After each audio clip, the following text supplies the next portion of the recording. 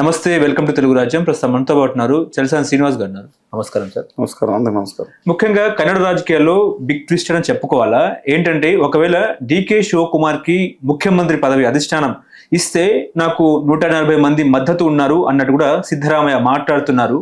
ఆ 140 మంది ఎమ్మెల్యేలతో కలిసి నేను బీజేపీలోకి చేరడానికి సిద్ధం అన్నట్టు కూడా ఆయన చెప్పడం జరిగిన నేపథ్యంలో ఓవరాల్ గా కన్నడ రాజకీయాల మీద మీ విశ్లేషణ ఏంటి సార్? కర్ణాటకం అని చాలా కాలం జరిగిందండి. ఈ నాటకం సాగుతుంది. కేంద్రంలో ఉత్తర భారతీయ పార్టీల యొక్క ఆధిపత్యంలో కర్ణాటక గిలగలాడితే కొట్టుకుంటా ఉంది.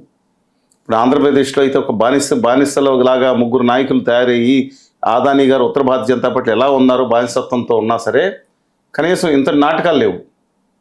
కానీ దురదృష్టకరం ఇవాళ కర్ణాటకలో ఆ సిద్ధరామయ్య గారు ఎస్ మంచి లీడర్, కానీ వాళ్ళ విలువలు లేకుండా ఆ రోజు 2.5 సంవత్సరాలు అనుకున్నప్పుడు అవలేదంటే అగ్రిమెంట్ అవుతుంది అనుకున్న సందర్భంలో ఆయన నిజంగా చెప్పాలంటే నేను ఒక సామాజిక కోణంలో సిద్ధరామయ్య గారికి మద్దతు ఉండొచ్చు, కానీ దమ్మున్న ఏబుల్ లీడర్షిప్గా డికే శివకుమార్ గారిని చెప్పాలి.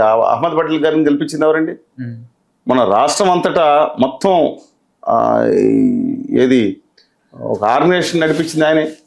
తెలంగాణలో కాంగ్రెస్ రావడానికి కూడా ఒక ముఖ్యమైన కారణం మొత్తం ప్రజలు మిగతా వాళ్ళైనా సరే సపోర్టింగ్ నెట్వర్క్ అయినా అంత హెల్ప్ చేసింది. ట్రబుల్ షూటర్ కింద గులాం నబీ షెట్టికి వెళ్ళిపోయి బీజేపీలో చేరి శశిధర్ లాంటి వాళ్ళు బీజేపీలో చేరడానికి చూస్తున్న సందర్భంలో ఒక ఇండియా మొత్తం మీద జాతీయ స్థాయికి వెళ్ళాల్సిన నాయకుడు ఆయన ముఖ్యమంత్రి నా అభిప్రాయం అది. ఎందుకంటే 2 సార్లు కూడా మేము కర్ణాటకలో నేను ప్రచారం చేశాం. సరే మా వల్ల ఉన్నారా తెలుగు మా అక్కడ సమితిలు ఉన్నాయి అనేక చోట్ల మేము ఒకటే చెప్పాం, ఉత్తర భారతీయ జనతా పార్టీ ఆంధ్రప్రదేశ్కి నమ్మక ద్రోహం నైవంచం చేసింది కాబట్టి వాళ్ళు ఓటేయద్దు. ఏ పార్టీలు ఓటేసుకోండి, బహుజన సమాజ్ పార్టీకి వేసుకోండి, జేడీఎస్కి వేసుకోండి, సెపరేట్ కంటెస్ట్ చేసింది లాస్ట్ టైం జేడీఎస్, కానీ లేకపోతే కాంగ్రెస్ వేసుకోండి, లేదా ఇంకో పార్టీకి వేసుకోండి అని చెప్పాం. అందువల్ల జవాబుదారీ మేము వెళ్ళాం కాబట్టి నేను చెప్తున్నానండి. కర్ణాటకలో కనీసం 1 కోటి మంది తెలుగు ప్రజలు ఉన్నారు, మా అభిప్రాయం అది.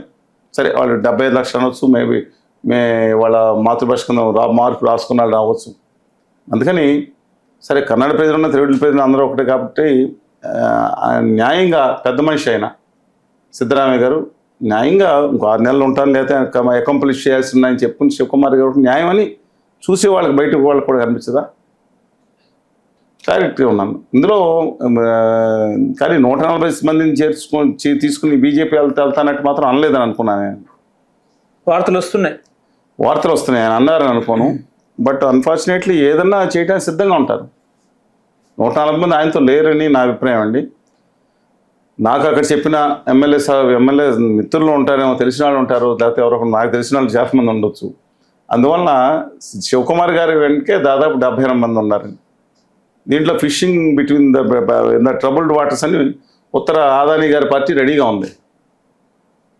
కనీసం ఆయన అంతకాలం చేసినప్పుడు ఎలాంటి డిస్టర్బెన్స్ లేకుండా ప్రభుత్వంలో డికే శివకుమార్ గారు సహకరించినందుకు డెఫినెట్గా ఆయన సహకరించాలి. నేను ఇప్పుడు కాదు లాస్ట్ 1.5 years ఇస్తానని చెప్పాలి. డికే శివకుమార్ గారికి అది కోరిక. ఆయన నాకు ఫ్రెండ్ కాదు, సిద్ధరామయ్య శత్రుడు కాదు, సిద్ధరామయ్య ఫ్రెండ్ కూడా కాదండి. కానీ ఆంధ్రప్రదేశ్ విషయంలో లేదా తెలంగాణ విషయంలో తెలుగు వాళ్ళ బస్సు మీద దాడి చేసినప్పుడు నేను వెళ్ళాను.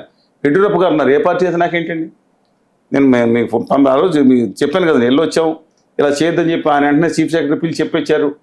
Thankful to him. అంటే ఏదైనా సరే ఇంతకుముందు పాత మంత్రులు చేసిన వాళ్ళు ఉంటారు, వేరే సంగతి.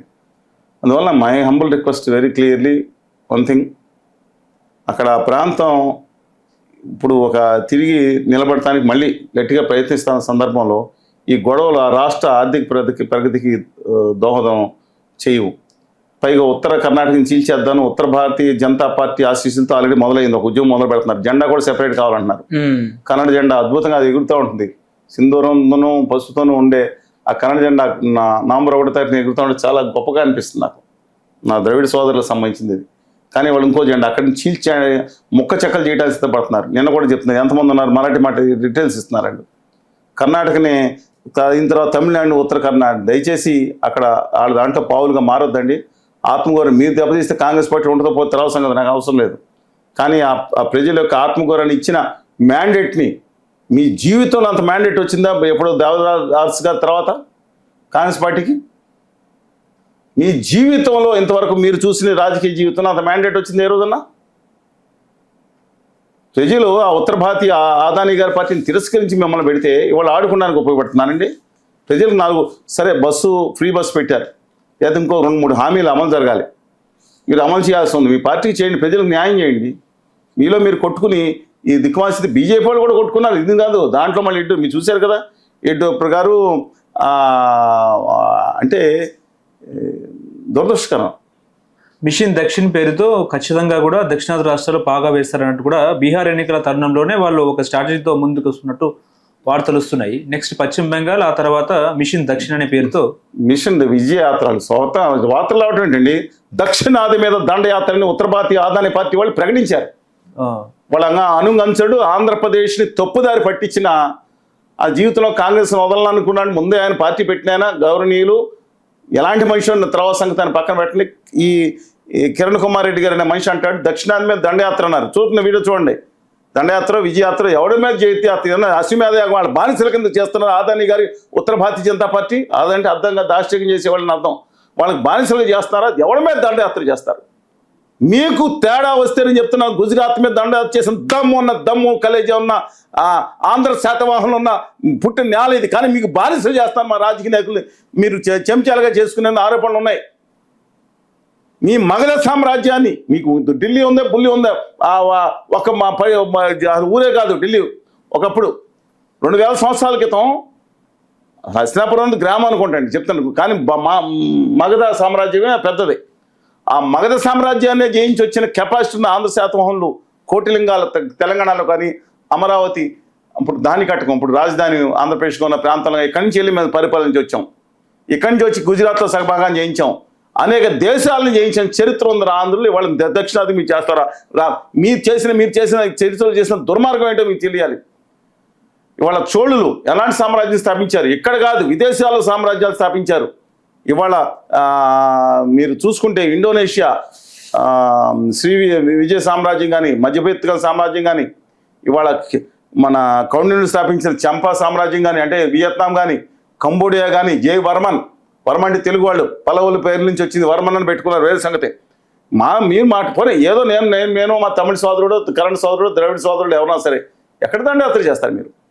కానీ చాలా విషమ పరిస్థితుల్లో క్రోనీ క్యాపిటల్ ఆదాని గారు ఉత్తర భారతీయ జనతా పార్టీ యొక్క విషమ పరిస్థితి పెట్టబోయే దాంట్లో దక్షిణ చిక్కుని విలవెల్లాడిపోతున్నాం. పక్కన మొక్క చెక్కలు చేశారు, ఓ పక్కన మీ గవర్నమెంట్ ఆఫ్ ఇండియా చెప్పిన ప్రకారం బర్త్ కంట్రోల్ పెట్టి మేము దేశ సౌభాగ్యానికి తోడ్పడితే మా మీద మొక్కలు చేసి మా సీట్లను తగ్గించేసి దుర్మార్గంగా సీట్లు అంటే పర్సెంటేజ్ తగ్గించేయడానికి దుర్మార్గాన్ని కుట్ర చేస్తున్నారు, మా మీద హిందీ రుద్దడానికి కుట్ర చేస్తున్నారు. ఎంత దుర్మార్గం చేస్తున్నారు.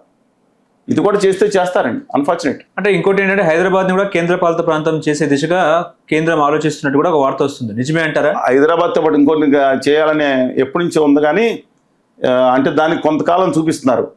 అప్పుడు కోస్తా రాయలసీమ వాళ్ళు కూడా అడిగారు, కేంద్రం అడిగారు, ఈవెన్ చిరంజీవి గారు కూడా మాట్లాడారు. కానీ ఆ రోజున భావోద్వేగంలో ఒక కేసీఆర్ గారు లాంటి వాళ్ళు లేదా కొంతమంది తిట్టే దోషంలో తిట్ల విషయంలో దుర్మార్గం విషయంలో ఒకప్పుడు అనుకున్నాం, ఎందుకంటే బాబాసాహెబ్ అంబేద్కర్ చెప్పారని చెప్పి. కానీ ఇవాళ నేను చెప్తున్నానండి, తెలంగాణ కానీ ఏది కానీ ఒక హైదరాబాద్ ఆంధ్రప్రదేశ్ దక్కపోతే తెలంగాణకు దక్కి తీరాల్సిందే. తెలుగు బిడ్డల చేతుల్లోనే ఆ నగరం ఉండాలి తప్పితే ఉత్తర ఆర్య సనాతనవాద దాంట్లో తీసుకొచ్చి ఆదాని గారి పెత్తనానికి ఇంకోళ్ళు తీసుకొచ్చి ఆ పదఘట్టల కింద వెళ్ళడానికి వీల్లేదు. ఇక్కడ తాడి పీడిత వర్గాలకి మిగతా వాళ్ళకి అందరికీ అలంబరంగా ఉన్న నగరం ఇవాళ తెలంగాణ ప్రభుత్వం చేతుల్లోనే ఉండాలని నేను కోరుకున్నాను. రాజధాని కావాలంటే దక్షిణాదికి రాజధాని రావాల్సిందే. మళ్ళీ నేను చెప్తాను, దక్షిణాదికి 2వ రాజధాని వచ్చి తీరాల్సిందే. ఇది మా హక్కు, బాబాసాహెబ్ చెప్పిన హక్కు ఇది. మీ యొక్క ఉత్తర ఆర్య సనాతనవాద అహంకారం తగ్గాలంటే ఖచ్చితంగా దక్షిణాదిలో ఒక సుప్రీంకోర్టు, అలాగే రాజధాని మాకుండాలి. మీకు కాలుష్యం కోరలో చిక్కి గిలగల్లాడుతున్నారు, 400 ఏక్యూలో దిక్కుమొక్కు లేకుండా అల్లల్లాడిపోతున్నారే.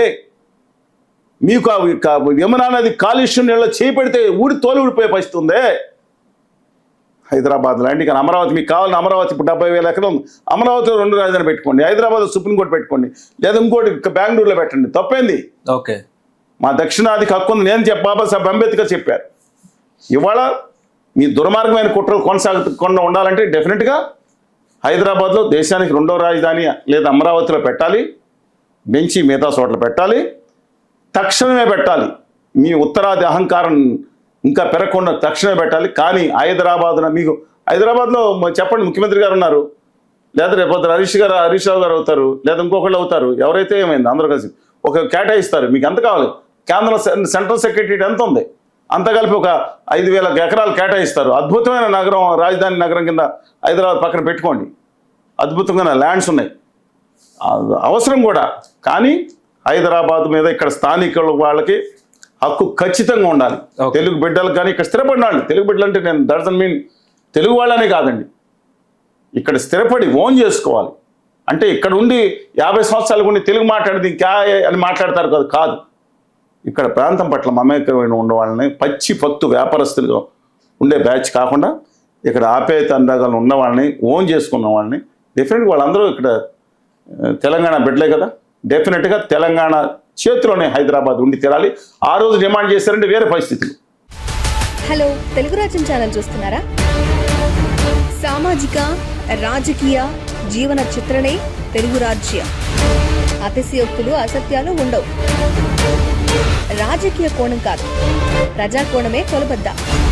తెలుగు రాజ్యం వీక్షణ మీ ఉత్తమ అభిరుచికి నిదర్శనం.